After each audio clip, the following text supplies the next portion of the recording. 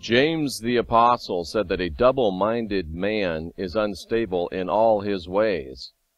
Has money made both church and Christians unstable? I'm Jeff Daugherty, the Christian Whistleblower, and I'll be right back with more.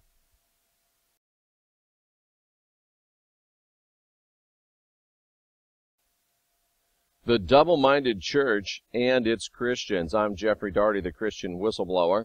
Welcome to the NCK Jeff Daugherty Show, Christian Whistleblower YouTube. Glad to have you here. While you're here, like, share, subscribe, and consider being a sponsor of this work. We literally are doing what no one else is doing and what hasn't been done for some 2,000 years. The double-minded church and its Christians with the $4S. This is not a hatchet job. This is not a slam. This is something that should help us, hopefully, look at this in an objective frame of mind. Now, Matthew 6:24, it's very interesting that it says, "No one can serve two masters. Either he will hate the one and love the other, or he will be devoted to the one and despise the other. You cannot serve both God and money." Now, if you'll notice, no man can serve two masters. He'll either hate the one and love the other, or be devoted to one and despise the other. Matthew's clearly talking about being a double-minded individual. And what's interesting about that, as we leave Matthew 6:24 for one moment and go over to the book of James, and in James chapter 1, we read in verse number 8, I believe it is,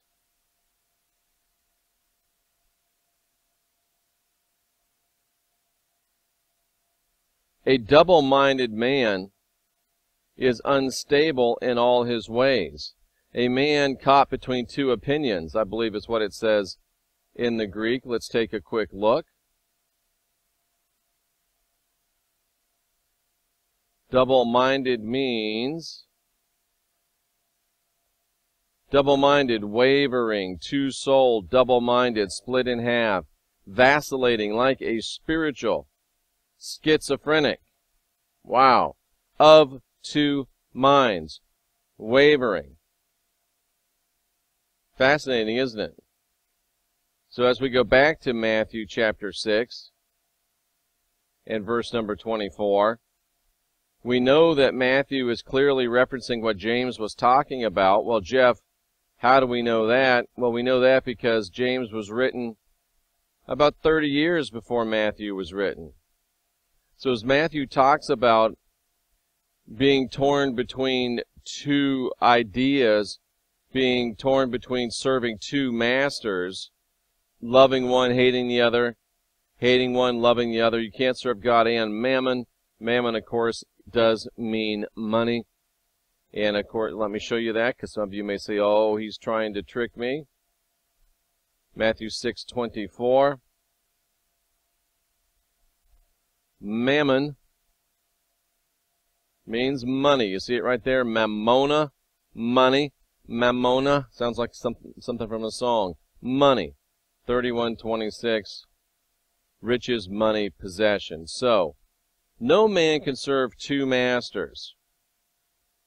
And the church in its place today is at a place where they are torn between God and money. From Joel Osteen down to the church next door, there's a lot of focus on money. There's a lot of focus on offerings. There's a lot of focus on raising money. Money, money, money. Yeah, yeah. And it's interesting to me that the verse right in front of it, again, it's important for us to look at context. The light of the body is the eye. If the eye is single, in other words, if it's focused singly, the whole body's full of light. But if the eye is evil, the whole body is full of darkness. Therefore, if the light that's in you is darkness, how great is that darkness? You can't serve two masters, not both God and money. So the implication is that if the church is money-focused, then it is focused on darkness. It is evil. Now, obviously, there's nothing evil with sharing with your favorite spiritual or religious organization. In fact, there is, one could argue, a responsibility on our part to share with those that are facilitating and furthering and helping our spiritual and or religious development. It's almost like going to the grocery store. We have Publix down here in Central Florida. It's like going into Publix, getting your groceries, and walking out without paying. If you are receiving spiritual sustenance, then it's certainly not out of order to remunerate for that sustenance. However, it is out of order when the leader, the pastor, whomever, is living in a great big huge mansion, and many of the parishioners that are giving are living on the streets or living in dire circumstances. There has to be a balance. There has to be a reality. There has to be an understanding that there's no way that we're going to use so much money and heap it upon the leaders. I wish that churches would, and I'm trying to remember which church this was. I believe it was the Church of God, Cleveland, Tennessee. I believe it was, because they had a central church government. And what they would do is that they would remunerate pastors on a scale relative to, I believe, the size of the church, or it was either relative to a averaging of the income of the people in the church. And then anything above that would go into a central fund for work of the church, and anything below that, if it was below a certain level, that would be supplemented. I thought it was a great system. Is it perfect? No. But when Joel Osteen is living in a palatial mansion, and it's not just Joel Osteen, but he's the one everyone knows about, and many of his congregants are in dire straits, it just is wrong. That's all you can say. It's wrong. And it shows a focus of the church, Roman Catholic, Roman Protestant, that their eye is not single. They're not focused on the right thing. They have become evil, and their whole body, the whole body of Christ, has become full of darkness. Even their light is darkness, because they're trying to serve two masters. Actually, they probably made their choice, because it says you can't serve two masters. You have to serve the divine, or you have to serve money. It's pretty clear that Joel Osteen and those like him have made their decision. They're serving money and not God. And if you doubt that, I'm sure that Joel Osteen and his ilk would be the first ones to defend the sacredness of the separation of church and state. Well, then why don't they really step up? Why don't they really say, let's be separate from the state? Let's do away with the 501c3 and depend on just the BIBLE. You'll never see Osteen and his ilk walk away from the 501c3 or call for the elimination of the 501c3, which is the nonprofit status for religious organizations. It would cost Osteen and his ilk billions, if not trillions. You'll never see it happen. Why? Because there really is no separation of church and state.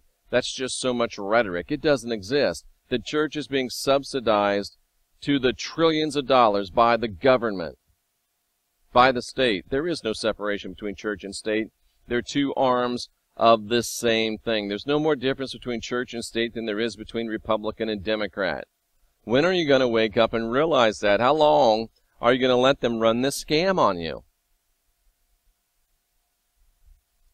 I will shut my mouth. I will come on here and issue a full apology the day after Joel Osteen gives up his 501c3 status, and the day after his church and churches like it say, you know what, we want true separation of church and state, no more 501c3. Don't hold your breath waiting for that announcement. But it's not just the money thing. It's not just that it bugs me and that it bugs many of you as well. It's the fact that a organization, a body that could be helpful is indeed being pulled down into double-mindedness, instability, all really over the love of money, all over being double-minded and not keeping the primary focus of serving the divine, but instead going after money. And, you know, people talk about the verse, the Pauline verse, in the last days, people will heap into themselves teachers having itching ears. They'll no longer be, you know, serving the truth. And you think that it is the people that are seeking after teachers, but really it's the teachers seeking after the people. It's the Osteens of the world putting out what they know these itchy-eared people want, and it's the congregants of the world seeking out the people like Osteen that tickle their itchy ears. So it's really a symbiotic relationship. You would think it would be parasitic, and it is parasitic in the fact that Osteen and his ilk are eating off of the host, the church families. But then again, no one puts a gun to the head of those thousands that show up at the, I think it's called the Lakewood Church in Houston. They walk in there of their own volition. No one walks around with Glocks during the offering and says, give or else. They give of their own accord. So it is a perverse, symbiotic relationship of nothing other than evil and darkness, because they have chosen to serve money over God. Joel is getting rich, and the people think that if they give to Joel, they're going to get rich. They have become double-minded. And as James said, they've become unstable in all their ways. Now, this could easily be remedied if the churches would move to a more equitable form of remuneration for their clergy. Not going to happen. This could be remedied if the people that populate those churches turned off the spigot and made conscious decisions with their financial support. And mainly it's on you ladies, because at any given time, 60 to 80% of the congregants are ladies. They're saying that you should shut up, not say anything while you're in church, that you should have no authority over a man. Any church that's preaching Pauline religion that keeps women down, ladies, you got the power. Start exercising it. Start directing your funds towards places that are not double-minded, towards places that are not reaping up huge incomes for the clergy, and directed towards places that are allowing their leaders to make a living, but putting the vast majority of all of the funds back into the work to keep it going and spreading. Look for the right place. Fund the right place, because the other one's not going to happen. Osteen and his ilk aren't going to change. It's up to you to change.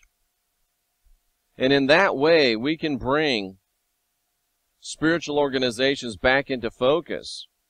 We can make them single-minded again, focusing on the correct outreach and the correct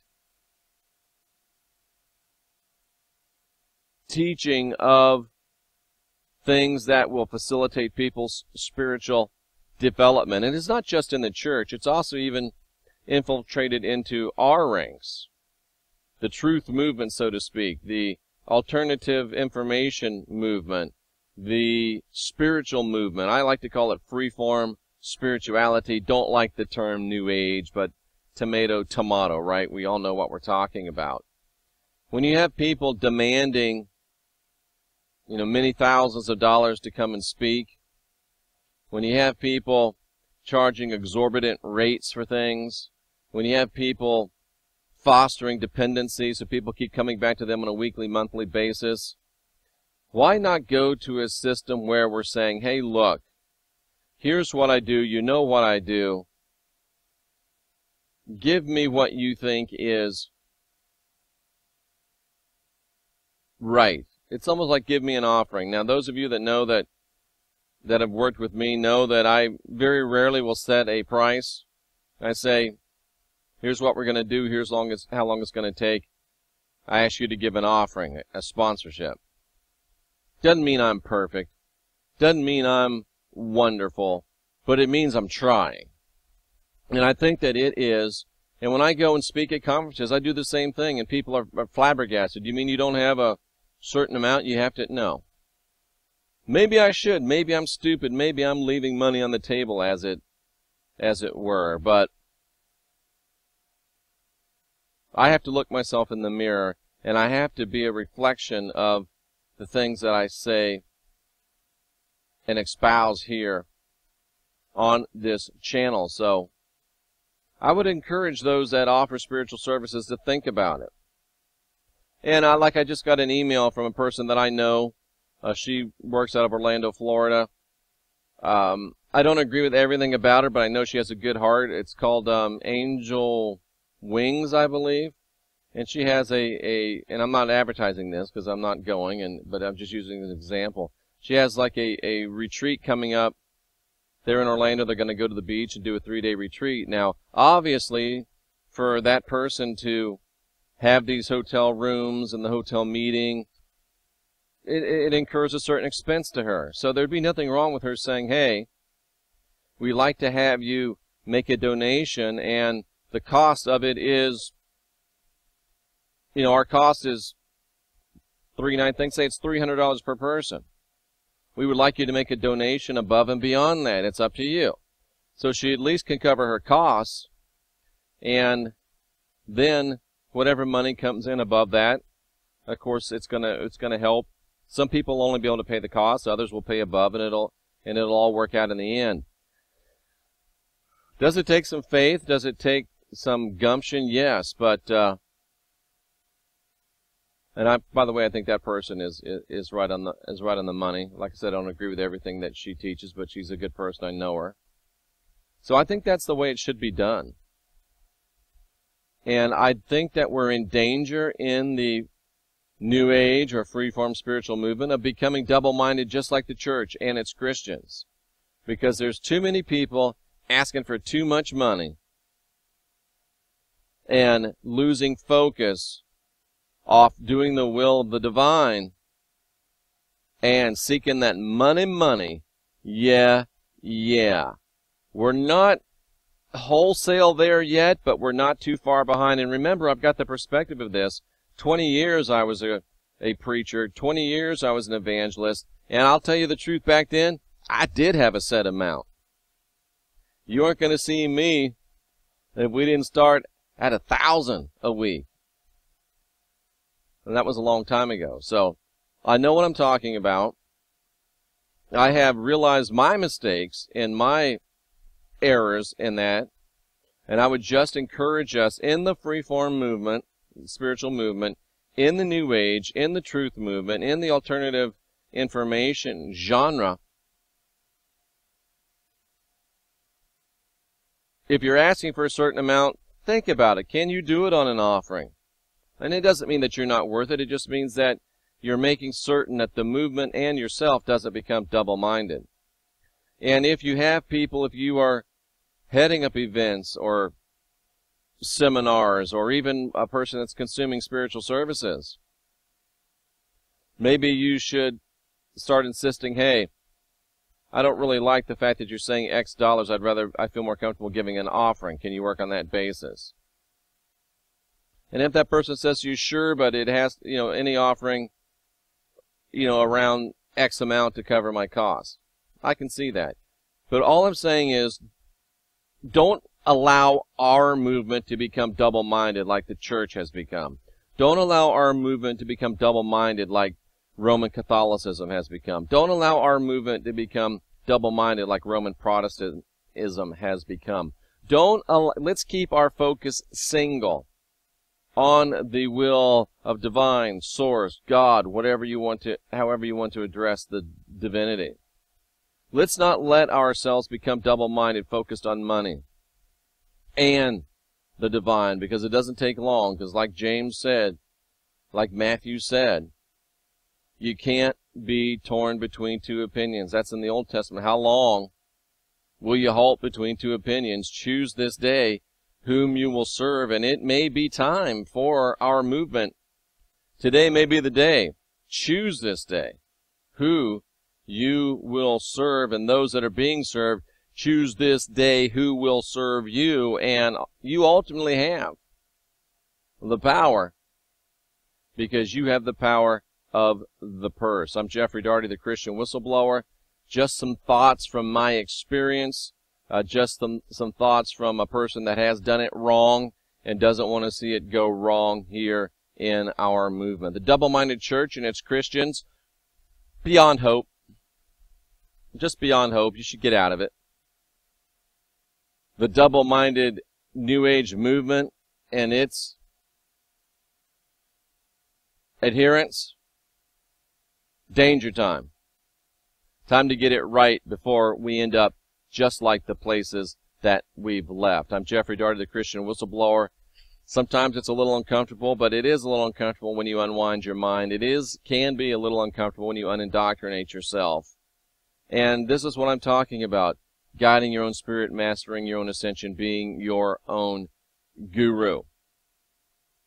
I hope you use this information to be excellent to yourself, and then I hope that you will take that ability and apply it to the rest of us so we really truly can be excellent to each other.